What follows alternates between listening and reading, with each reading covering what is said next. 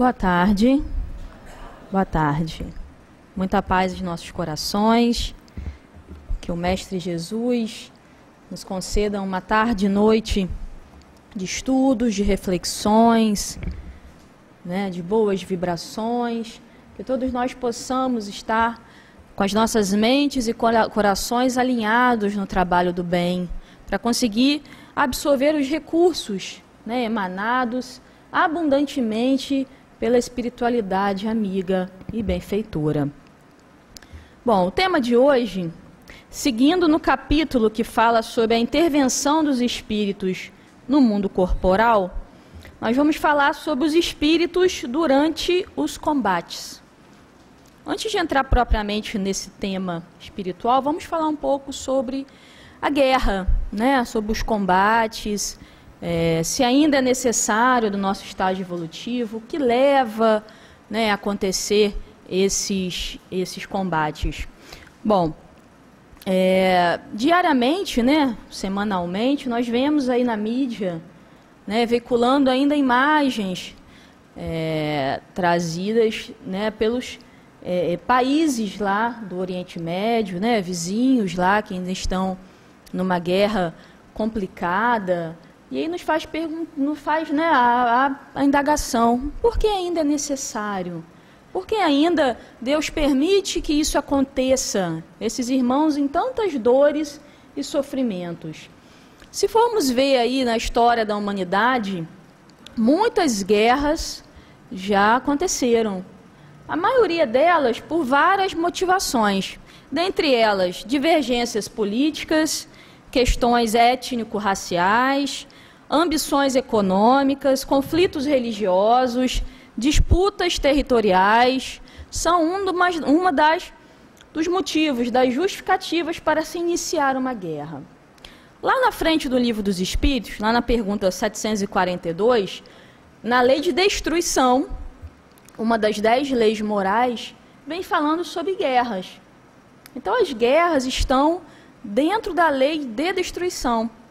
Esse capítulo ele é muito importante de ser lido e estudado, a lei de destruição, porque nos acalma um pouco o coração e nos tira um pouco da vibração da revolta.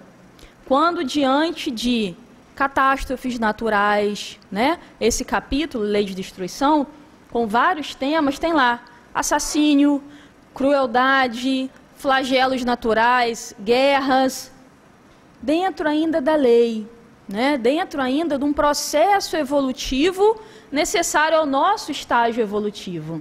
Então a gente lendo vai ver aqui o que? Somente Deus comanda a sua grande casa, que é o universo. Então tudo tem uma razão de ser, ainda pertinente ao nosso estágio evolutivo. E ele pergunta assim, qual é a causa que leva o homem à guerra? Predominância da natureza animal sobre a natureza espiritual e satisfação das paixões. No estado de barbárie, não conhecem senão o direito do mais forte, por isso a guerra é para eles um estado normal. À medida que o homem progride, ela se torna menos frequente, porque ele evita as causas e, quando é necessária, sabe aliá-la à humanidade. Então, o que motiva a guerra? Ainda a predominância da natureza animal, em detrimento da natureza espiritual. Lá no passado, nos períodos de barbárie, a guerra era um estado constante, porque a lei era do mais forte, vivia um estado constante de guerra, até porque não tinha ainda tão desenvolvido, mais desenvolvido, o senso moral. E a outra vem fazer aí aliança com ela. A guerra desaparecerá um dia da face da terra? Sim, quando os homens compreenderem a justiça e praticarem a lei de Deus. Então todos os povos serão irmãos. Então, o que é justiça? Tem lá também na lei moral, nas leis morais, lei de justiça, de amor e de caridade. Justiça é respeitar o direito dos outros. É um sentimento inato. Todos nós trazemos dentro de nós o sentimento de justiça. Tanto que nos revolta ainda uma injustiça contra alguém, uma injustiça contra nós mesmos. Só que, muitas das vezes, esse sentimento de justiça está um pouco confuso, um pouco misturado com orgulho e egoísmo. o que nos faz o quê? O orgulho pela exaltação da personalidade, me achar superior ao outro e querer que respeitem mais os meus direitos do que o do outro. Se eu sou melhor, se eu sou superior, logo eu tenho mais direito do que você. Então, deturpa-se o sentimento de justiça, que é inato, que é divino, pelo orgulho e egoísmo. Uma das causas, né, do quê? Dessas guerras aí, desses combates. Então, a justiça é querer aos outros o que queríamos para nós mesmos, porque ninguém quer nada de ruim para si, né? Mas esse sentimento ainda do orgulho e egoísmo, que é o que nós precisamos trabalhar, altera, né, camufla esse sentimento de justiça inato dentro de cada um de nós. Qual foi o objetivo da providência tornando a guerra necessária? A liberdade e o progresso. Aí ele faz assim: se a guerra deve ter por resultado alcançar a liberdade, como ocorre que ela frequentemente tenha por objetivo e por resultado a subjugação? Aí ele responde para a gente: subjugação momentânea para cansar os povos, a fim de os fazer chegar mais depressa. Eu fiquei refletindo, aquele que perde, ele também ganha alguma coisa. Ele ganha a oportunidade de recomeçar, ele ganha também porque quebra o seu orgulho, né, daquele povo, tem que rever conceitos, rever situações. Aquele que também domina, ele também é dominado por outras situações. Então, tudo, né, ainda do nosso estágio evolutivo, ainda a lei do mais forte predominar, é o quê? São situações que nós, espíritos, precisamos ainda passar. Aqui está dizendo que quando praticarmos a lei de Deus, não vai ser mais necessário. Não vai ser mais necessário, né? Já está diminuindo do que era, já vem diminuindo, mas ainda é necessário para o quê? Para estimular, muitas das vezes, a solidariedade, as ajudas, os outros países se juntarem para ajudar aqueles países ali em sofrimento, né? Tudo há uma causa e um objetivo útil. E aí, se a gente for parar para pensar, tudo está dentro da lei do progresso, né? Por que existem ainda as guerras? Está na lei do progresso. Na lei do progresso tem lá que o homem tem que se desenvolver moralmente e intelectualmente. Desenvolvendo o progresso intelectual, que ele geralmente é primeiro. A gente consegue desenvolver a intelectualidade antes, mas ele puxa o progresso moral. Desenvolvendo a inteligência, o homem consegue discernir melhor o bem do mal. Discernindo melhor o bem do mal, ele consegue fazer melhores escolhas. Escolhas, né, com conhecimento de causa. Mas esse desenvolvimento do senso moral, todas as vezes é um pouco mais tardio. Então, por ora, ainda usamos o intelecto, ainda usamos a inteligência para o mal. Né? Por isso que ainda, né, a subjugação, a dominação daquele que é mais inteligente, que é mais forte perante o mais fraco.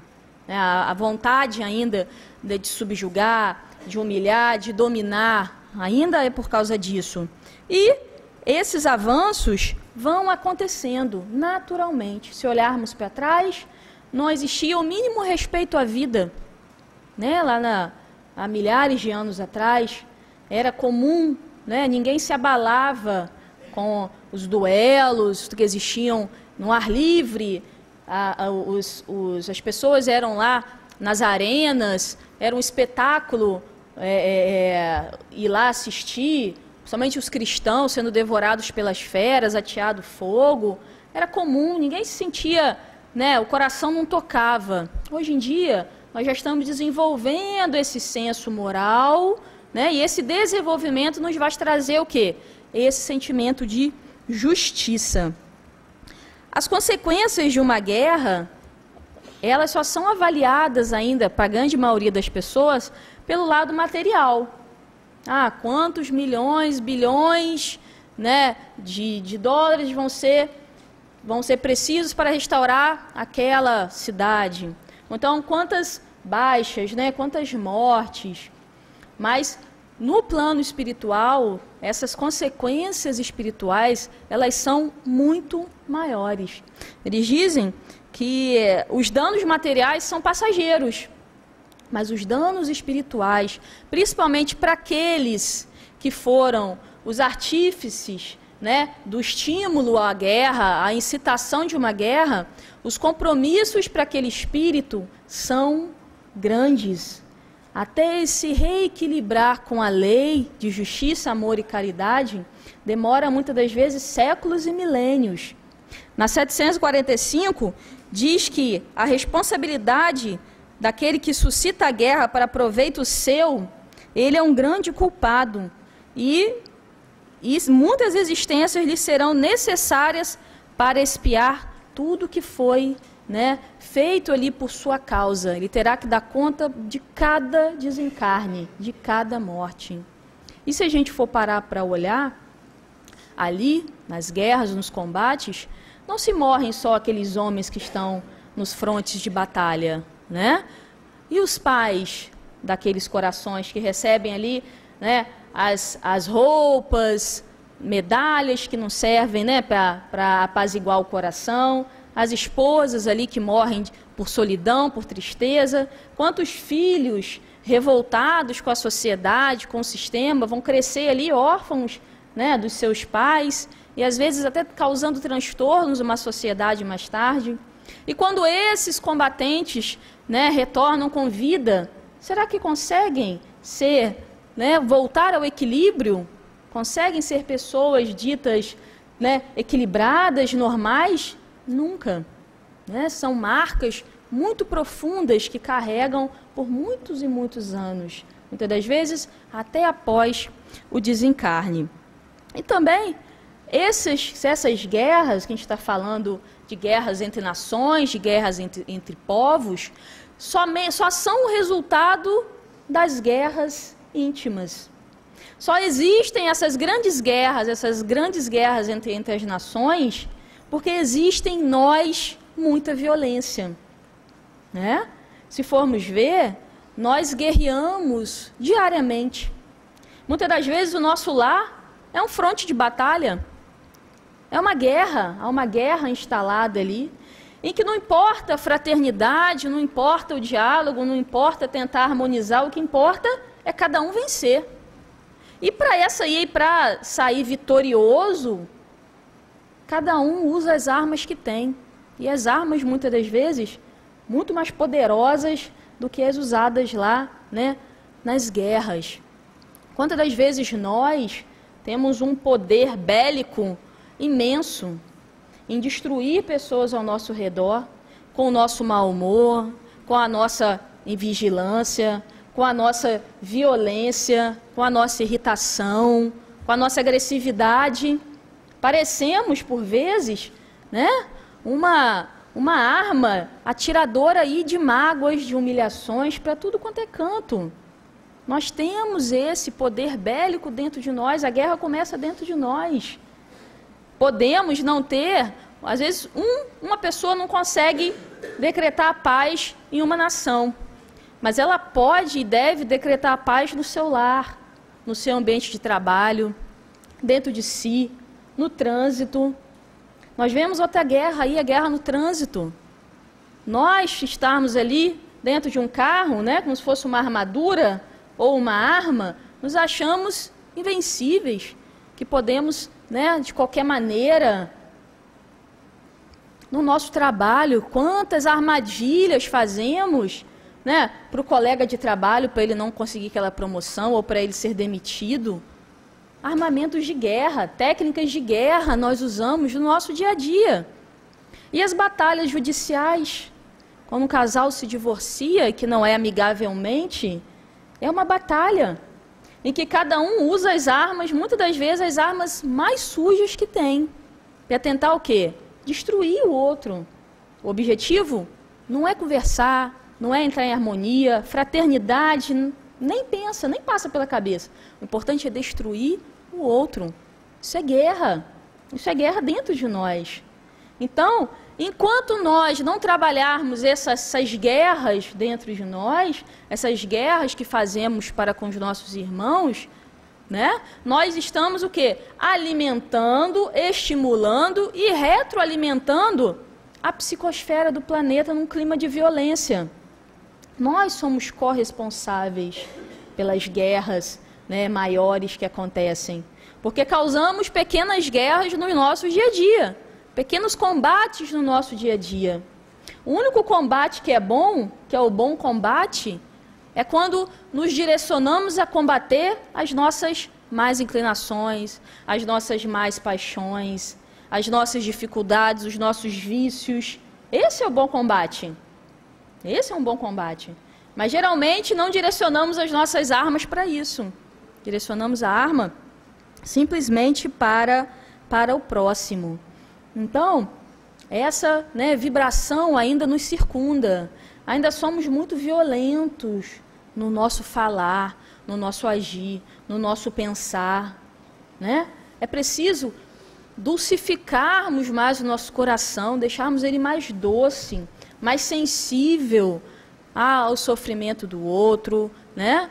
À misericórdia divina, à indulgência. Indulgência é entender o estágio evolutivo do outro. Entender o estágio evolutivo do outro. Ninguém dá o que ainda não tem. Ninguém dá o que ainda não tem.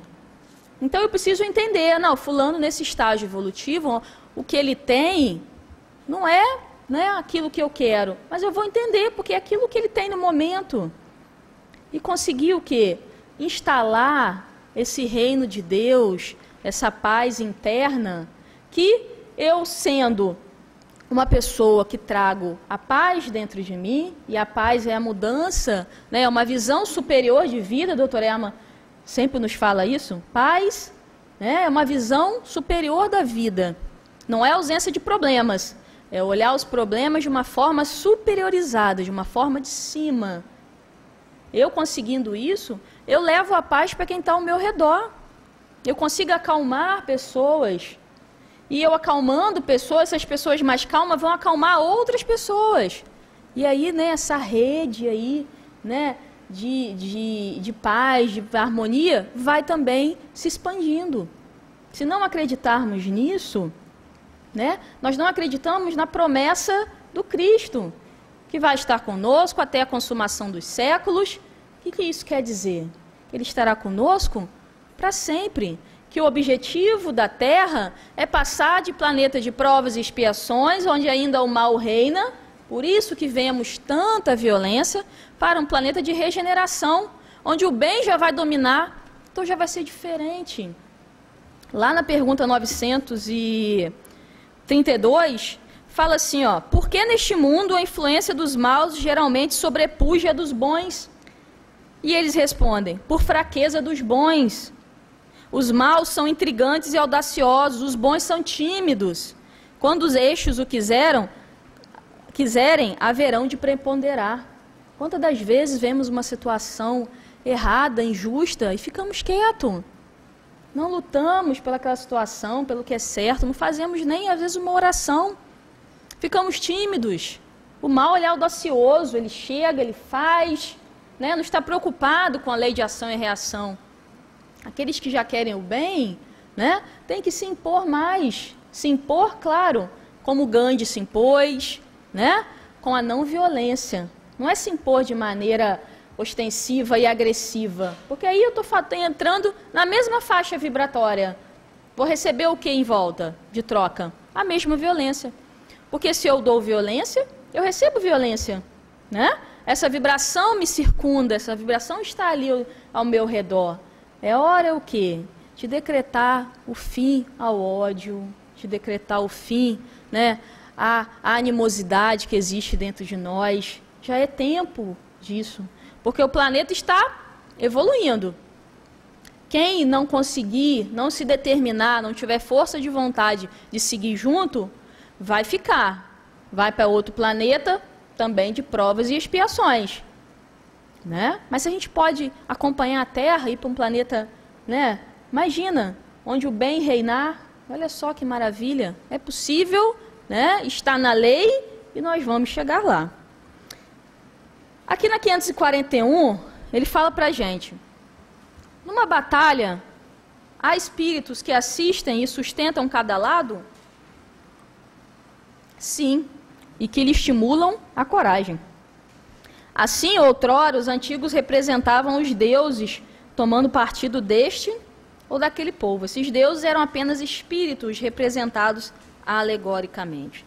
Então, sempre durante os combates, né, revoluções internas de um país, existem espíritos assistindo, né, e outros tantos ajudando nas lutas. Existem os exércitos espirituais que estão ali do lado daquele que estão com a justiça.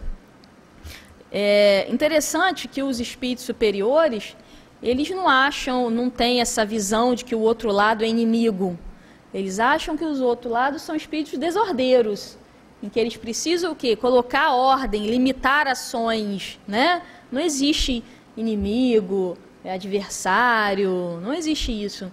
São o quê? Espíritos que ainda estão na desordem e que precisam ser limitados.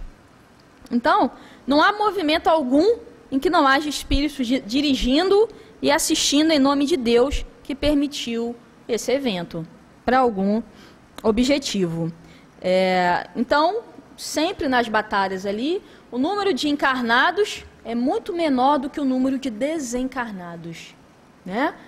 Há ali uma coordenação, né? Os espíritos superiores já sabem de antemão quem vai ganhar ali, quem vai vencer, e coordenam para que tudo saia dessa maneira.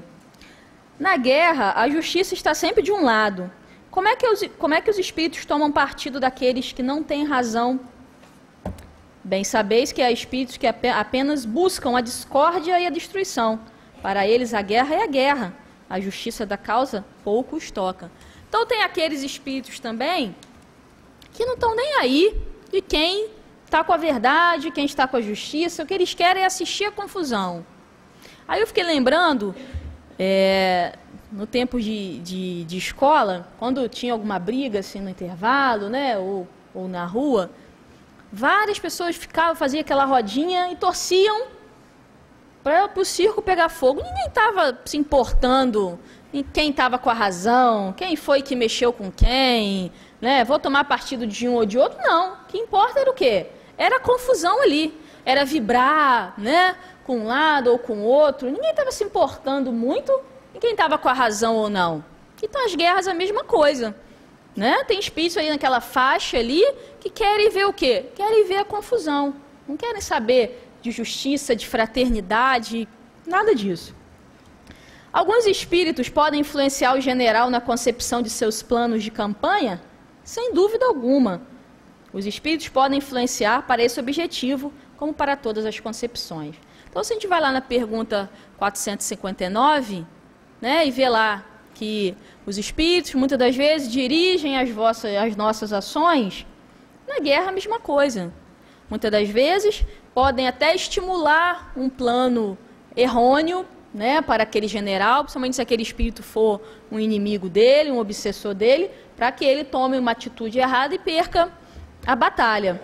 Mas aí os espíritos vêm falando para a gente, se naquele momento aquela nação não for passar, não é o momento dela de perder aquela batalha, os planos vão ser ali retomados para que aquele estímulo ali errado não faça toda uma nação ser dominada, se não é o momento, se não é, né, justo ali naquele momento. E o general pode algumas vezes ser guiado por uma espécie de segunda vista, uma visão intuitiva que lhe mostre antecipadamente o resultado de suas estratégias. Acontece, como tem os espíritos, né, o exército aí espiritual, aquele que tem a mediunidade, ele pode sim antever que o caminho é aquele, que traçando aquela meta ele vai conseguir a vitória. Pode sim e acontece. E aí, no tumulto do combate, o que acontece com os espíritos que sucumbem?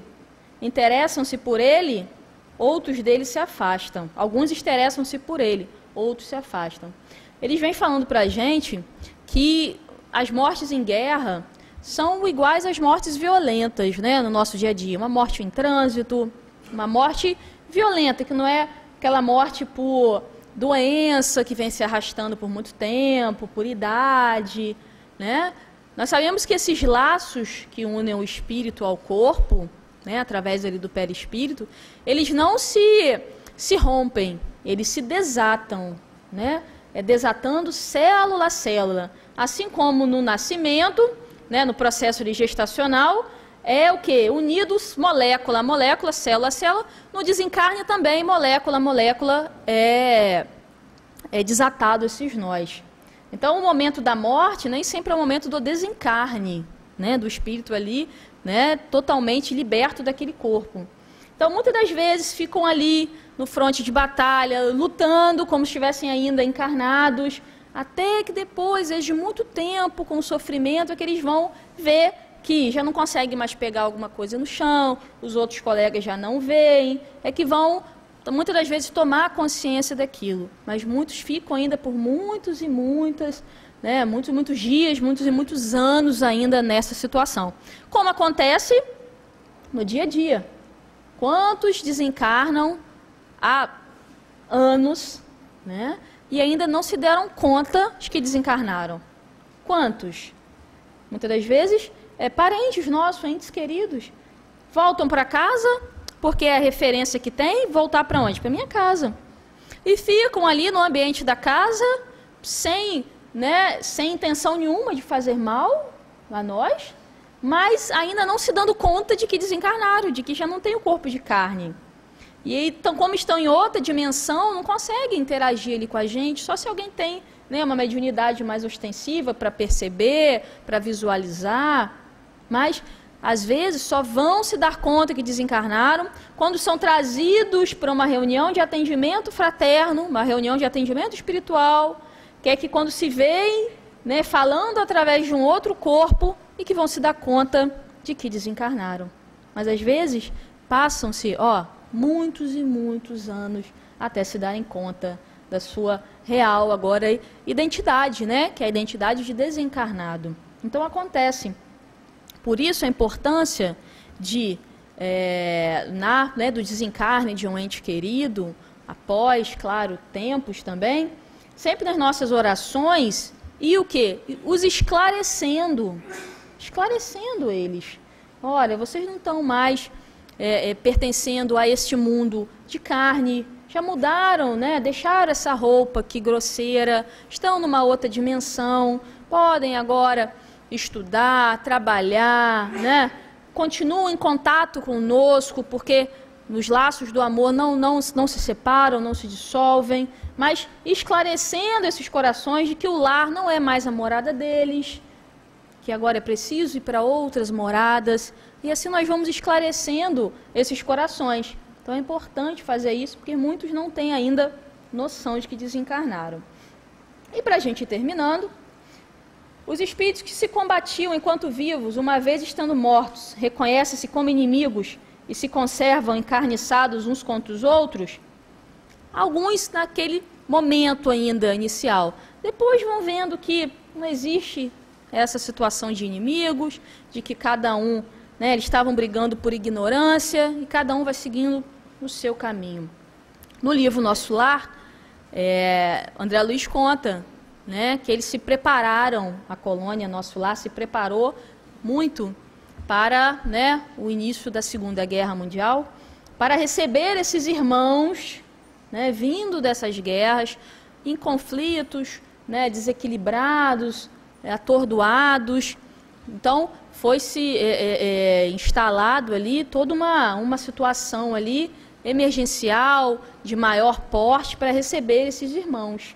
Então, o plano espiritual é muito organizado, né? Tem toda uma organização. Se aqui na matéria a gente se organiza, por exemplo, um evento vai acontecer, né? Já tem lá um posto médico, já tem lá uma ambulância, já tem uma organização, né? Os espíritos também, que são muito mais organizados que nós ainda, já se prepararam para receber aqueles irmãos em dor e em sofrimento. E foram milhões de irmãos. Enfim, a última, ele fala assim: o espírito que assiste impassível a um combate como espectador é testemunha da separação da alma e do corpo? Como esse fenômeno se apresenta para ele? Há poucas mortes verdadeiramente instantâneas. A maior parte do tempo, o espírito cujo corpo acaba de ser mortalmente copiado não tem consciência desse fato a princípio. Quando começa a se reconhecer, só então é que pode distinguir o espírito que se move ao lado do cadáver.